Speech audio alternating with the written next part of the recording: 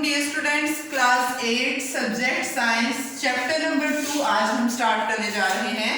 Chapter number 2 का आज हमारा फर्स्ट लेक्चर है हेरिडिटी इन ऑर्गेनिजम्स। हेरिडिटी का क्या मतलब है? विरासत। हेरिडिटी मतलब होता है कि transmission of characters from parents to offspring, कि जो पेरेंट्स हैं, पेरेंट्स से ऑफस्प्रिंग में जो कैरेक्टर्स हैं, जो खसूसियात हैं, वो ट्रांसफर होना, उसको हम हेरिडिटी कहते हैं। बेसिकली कि जैसे हम हैं, आप में से आपकी हाइट जो है वो अपने फादर से मिलती होगी, आपका कलर अपनी मदर से मैच होता होगा, आपकी बहुत सारी कैरेक्टरिस्टिक्स हैं, आपके हाथ पाँव जो आपके दादा से मैच होते होंगे, आपके फादर से, आपकी मदर से, बहुत सारे, आपकी आवाज़ है वो हो सकता है आपकी मदर से मैच हो रही हो या फादर से। तो ये कैरेक्टरिस्टिक्स है। दिस इज हेरिडिटी, कि एक ऑर्गेनिज्म से दूसरे ऑर्गेनिज्म में कैरेक्टरिस्टिक्स ट्रांसफर होना, खसूसियात ट्रांसफर होना, ट्रांसफॉर्म होना, ट्रांसमिट होना, दैट इज हेरिडिटी। अब ये हेरिडिटी पॉसिबल कैसे है?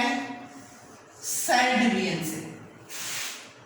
सेल डिवीजन क्या होती है कि एक सेल हमारी बॉडी में वो आगे से 2 सेल में डिवाइड कर रहा है, फिर ये 2 सेल्स हैं, ये आगे से फिर 4 में डिवाइड कर रहे हैं, फिर फर्दर डिवीजन होती जा रही है कि हम सो रहे हैं, हम जाग रहे हैं, हम कोई भी काम कर रहे हैं, we are thinking, we are talking, we are working, हम कुछ भी कर रहे हैं।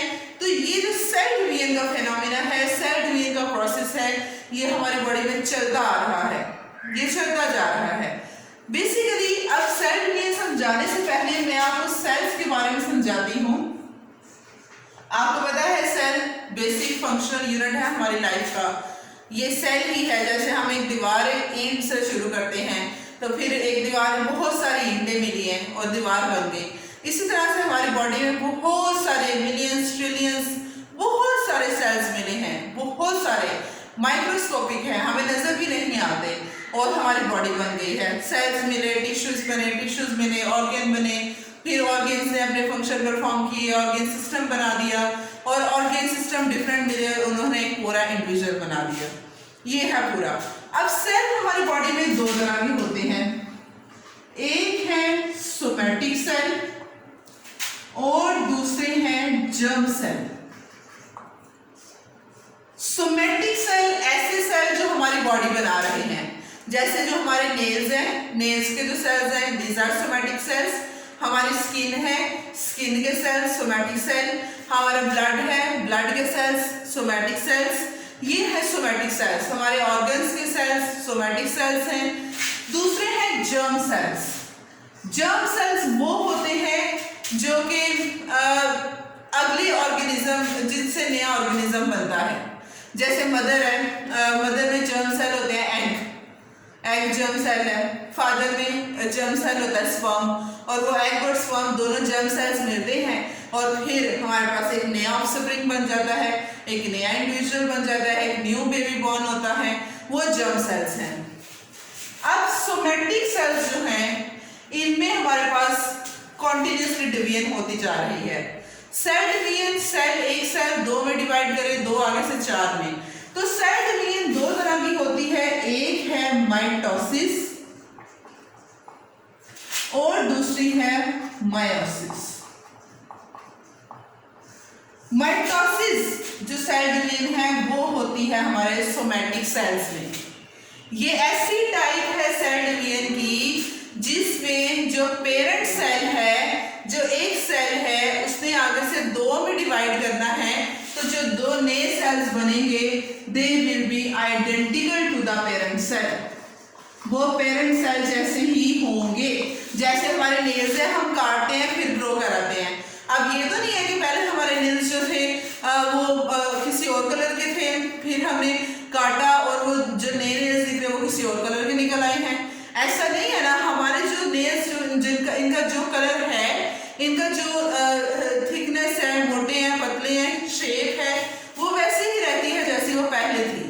क्यों? क्योंकि हमारे पास जो एक सेल है, इनमें हुई है माइटोसिस का प्रोसेस, कि नेल्स में जो एक सेल है वो आगे से 2 में डिवाइड किया, फिर वो 2 आगे से फर्दर डिवाइड करते गए सेम सेल्स में डिवाइड किए। उनका जो जेनेटिक मटेरियल है, उनके अंदर जो जीन्स है, क्रोमोसोम्स है, वो सेम रहते हैं, वो डिफरेंट नहीं होते। तो वो है माइटोसिस कि ऐसी cell division, a type of cell division in which a parent cell is divided into 2 identical daughter cells। Parent मतलब जो सेल जिसे डिवाइड करना है, फिर वो 2 सेल जो नेम रहेगा उनको हम डॉटर सेल कहेंगे। तो 2 आइडेंटिकल डॉटर सेल, आइडेंटिकल एक जैसे डॉटर सेल में डिवाइड करे, वो है माइटोसिस। माइटोसिस का प्रोसेस मैंने आपको बताया है कि हमारी बॉडी के जो स्किन के जो सेल्स हैं, हमारी स्किन डिवाइड करती जा रही है कॉन्टिन्यूसली। एक स्किन के जो सेल्स हैं वो कॉन्टिन्यूसली डिवाइड करते जा रहे हैं। और आपको पता है कि पर डे ऑर्गेनिजम्स में, ह्यूमंस में ट्रिलियंस ऑफ सेल्स हैं जो डिवाइड करते हैं और नए सेल्स बनाते हैं। हमारी स्किन के जो सेल्स हैं ये डेड स्किन हो जाती है, उतरती रहती है और फिर नई स्किन जो है वो बनती जाती है।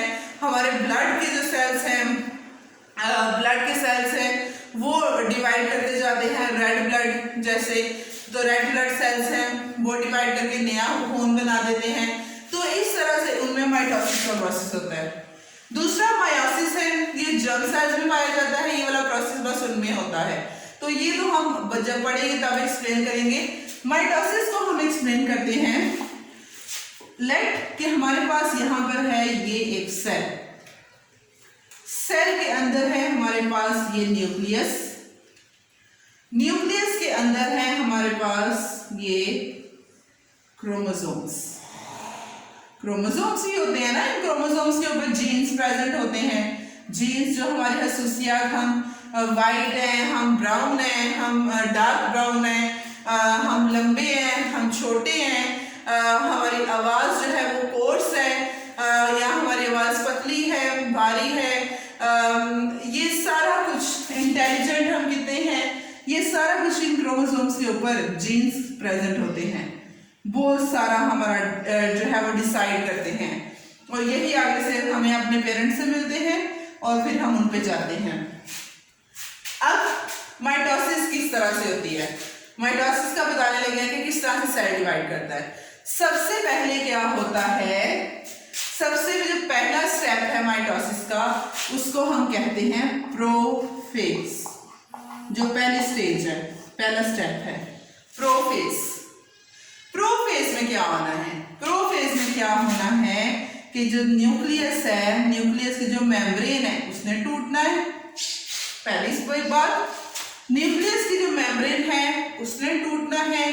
और जब न्यूक्लियस की मेम्ब्रेन टूटती है तो साथ हमारे पास ये जो फाइबर्स हैं ये हमारे सेल के अंदर होते हैं, ये आकर अटैच हो जाते हैं क्रोमोसोम्स के साथ। दूसरी स्टेप है हमारे पास मेटाफेज। जब न्यूक्लियस की मेम्ब्रेन टूट गई, ये जो फाइबर्स हैं, स्पिंडल फाइबर्स, ये आगे क्रोमोसोम के साथ जब अटैच होंगे तो ये क्या करेंगे, ये क्रोमोसोम्स को खींचेंगे। जब क्रोमोसोम्स को खींचेंगे तो जो क्रोमोसोम्स हैं वो यहाँ पर इस तरह से दरमियान में आके अरेंज हो जाएंगे।